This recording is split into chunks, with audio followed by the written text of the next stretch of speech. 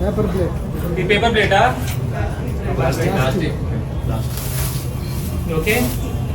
అయ్యో, పేపర్ లాగా అనిపిస్తుంది నాకు. ఇది ఏంటిది? Plastic cover. ఓకే. ఈ ప్లేట్లలో మనం వేడి వేడి అన్నం కలిపి మన పిల్లలకు పెడుతున్నాం. ఈ ప్లాస్టిక్ ఎక్కడికి వెళ్తుంది? మన పిల్లల కడుపులోకి వెళ్తుంది. మనం తింటున్నాం. దీంతో ఏమైతుంది? ఇది ప్లాస్టిక్, మైక్రో ప్లాస్టిక్స్ ఉంటాయి. దీంట్లో PFAs ఉంటాయి, ఫార్ ఎవర్ కెమికల్స్ అంటారు. దాంతో క్యాన్సర్ వస్తుంది, హార్మోనల్ ఇంబ్యాలెన్స్ అవుతుంది, ఇమ్యూనిటీ రోగ నిరోధక శక్తి తక్కువ అయిపోతుంది. సో ఇది పేపర్ ప్లేటా, ప్లాస్టిక్ ప్లేటా? ప్లాస్టిక్ ప్లేట్ కాదు, క్యాన్సర్ ప్లేట్. ఓకే.